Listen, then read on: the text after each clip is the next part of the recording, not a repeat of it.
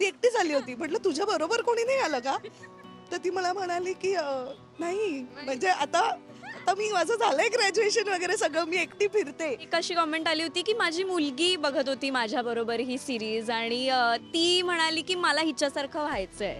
म्हणजे नाही, मला असं नाही मला म्हणायचं की नवीन लोक तयार होऊन येत नाहीत, पण एवढ्या तयारीचे असतील असं मला वाटलं नव्हतं. मी I am a fan of hers for I think life, unless she does something की मला आवडणार नाही. बट बाई तुझ्या बाई ही वेबसिरीज झी5वर आपल्या भेटीला आली आणि ना एक खास गोष्ट म्हणजे मागे तुम्ही बघू शकताय पोस्टर्स आपण पाहिलेत किंवा फ्लेक्स पाहिलेत, पण ही पेंटिंग केली आहे, एक्झॅक्टली पेंटिंग केली आहे आणि त्याबद्दल क्षितिताईची एक मस्त आठवण आहे, ती आपल्याला ती सांगेल. आपल्यासोबत शाजिरी आणि क्षितिताई आहे.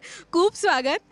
काय भारी पेंटिंग केलं आहे आणि ते पण एकदम एक्झॅक्ट पीक जो रस्ता आहे तिथे केलं आहे. तुझी एक आठवण पण आहे. आठवण म्हणजे अशी की एकतर हे सायनला आहे, इथे माझी खूप जवळची मैत्रीण राहायची प्रतीक्षा नगरला.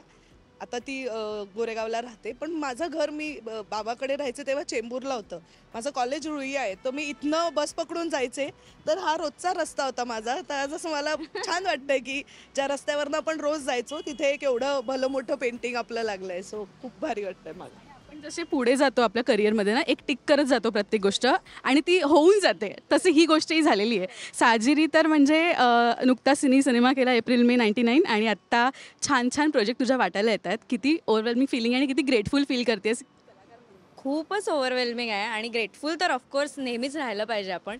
कारण असं काहीतरी इतकं मोठं आपल्या कामाचं म्हणजे काय म्हणतात त्याला, सगळे आपलं काम लोकांपर्यंत पोहोचवण्यासाठी इतकी मेहनत घेत आहेत, इतकी सुंदर ही कलाकृती आहे आणि हे सगळं बघून जबाबदारी वाटते की नवीन नवोदित कलाकार म्हणून छान छान कामं करत राहायचा प्रयत्न करीन.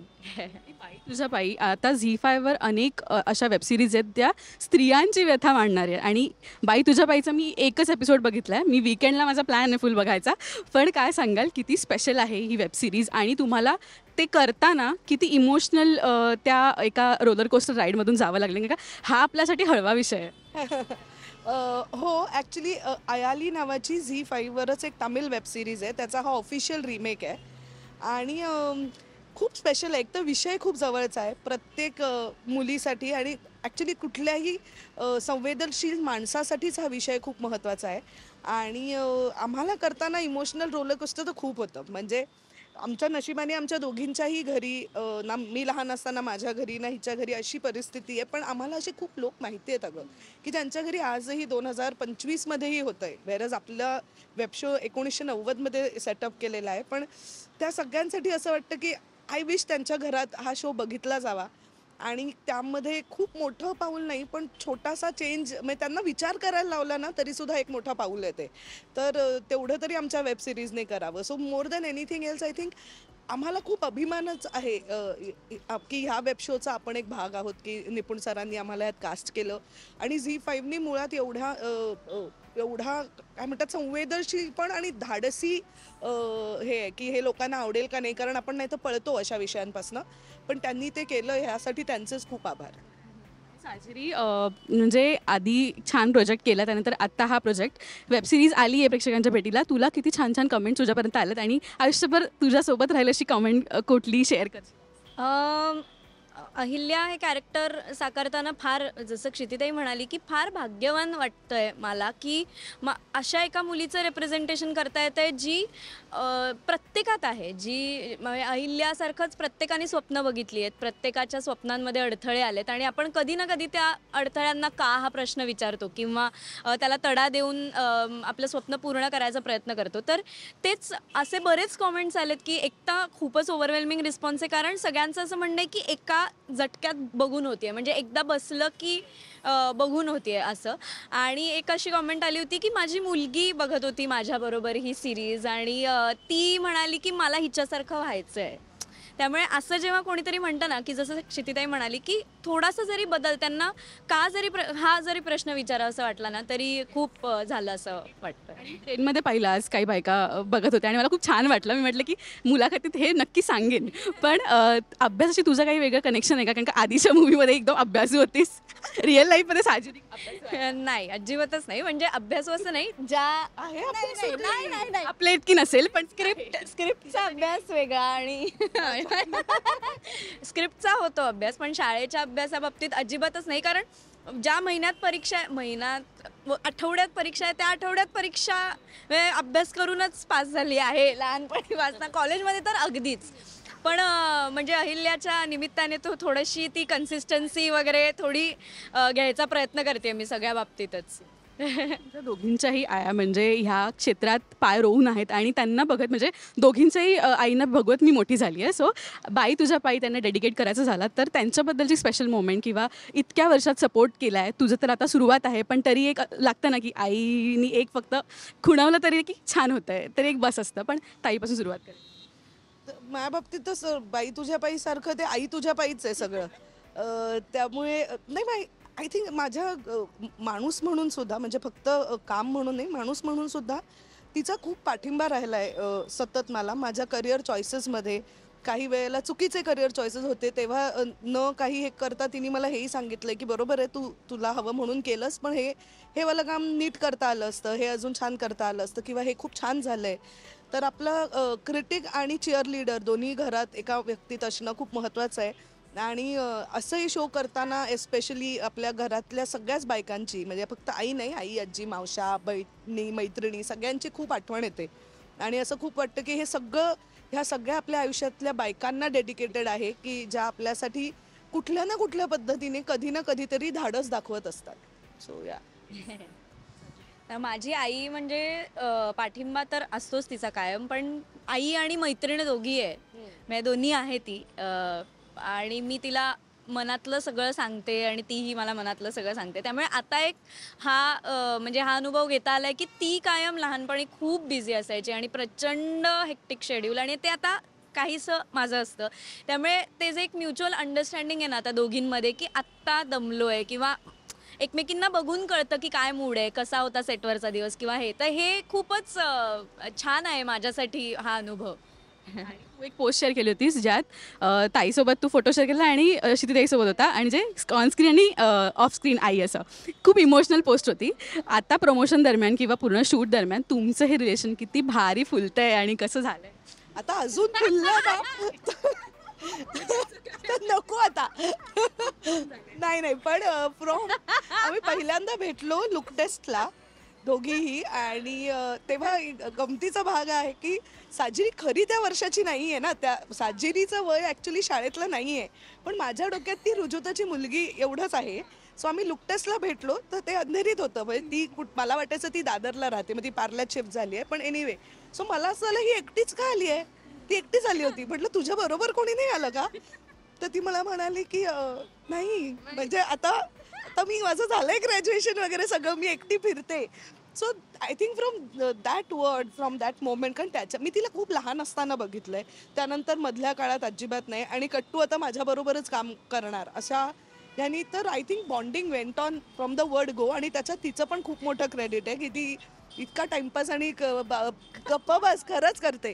क्रेडिट आहे म्हणून हो नाही म्हणजे नॉट कामात पण असं इन जनरलची ती तिचं अत्यंत, त्यामुळे बॉन्ड व्हायला अजिबातच वेळ लागला नाही.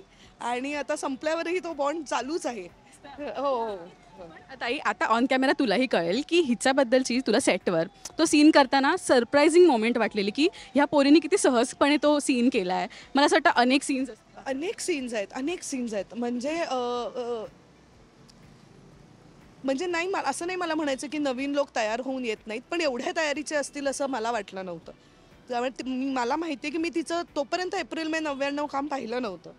मी आमचं सिरीज शूट सुरू झाल्यावर पाहिली फिल्म.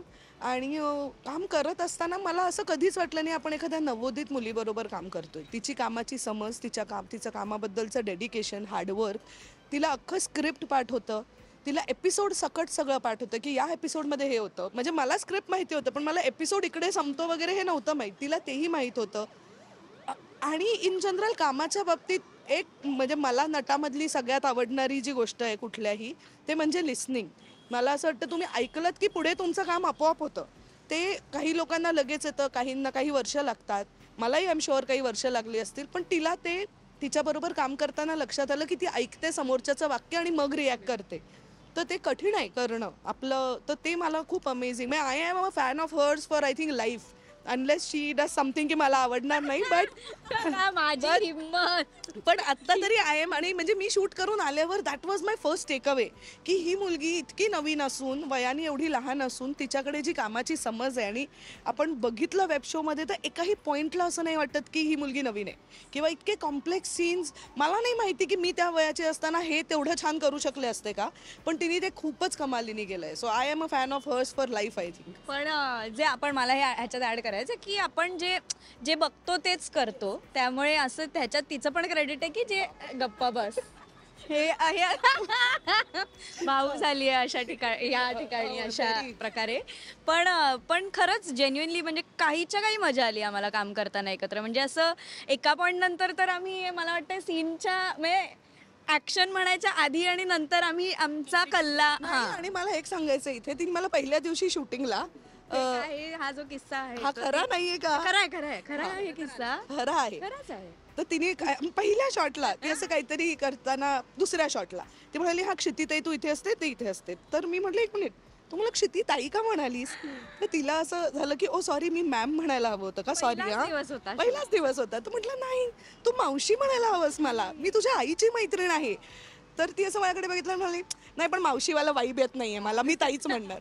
पण ते खरं आहे. ओके. म्हणजे हो, म्हणजे तिने क्षिती म्हणालेलंही मला चाललं असतं, पण- पण अजूनही चालेल. हा, पण पण मला असं झालं की इतकं पटकन ती म्हणाली, तो वाईब येत नाहीये मला मावशीवाला, मी ताईच म्हणते. म्हटलं कम्फर्ट झोन झालं की तुला ओरडूही शकते ना ती कधीही, कॉन्फिडन्स. झालंय हे सगळं करून, झालंय हे सगळं करून. मी माझा एकदा तरी ओरडा तिला पडला असणार. ओरडालाही ओरडेल थोड्या वेळापूर्वी. ओरडा, मजा, मग माझी काय पाय खेचणं, हे सगळे इमोशन्स आमचे एक्सप्लोअर करून झालेत आणि आम्ही करत राहू. मला वेब सिरीज सगळ्यांना बळ देणार आहे आणि आपण आपल्यासोबत ही गोष्ट घडली नाही आहे, पण तरी त्या सिच्युएशनमध्ये कसं जायचं किंवा हँडल करायचं हे सगळं आपण शिकणार आहोत. काय जातं आता सांगशील ह्या वेब सिरीजने तुम्हाला दिलेली एक गोष्ट जी तुम्ही आयुष्यभर कॅरी करणार आहात? साजिरी, तुला मेनली ह्या गोष्ट तिला इतकं छान काम मिळतं त्याबद्दल. बापरे, हे बाई तुझ्या पायी हे फारच अनएक्सपेक्टेडली माझ्या आयुष्यात आलं आणि त्याच्यामुळे मला खूप छान माणसं मिळाली. निपुण सरांबरोबर काम करता आलं, क्षितिताईबरोबर काम करता आलं आणि शूटच्या दरम्यान खूप शिकता आलं.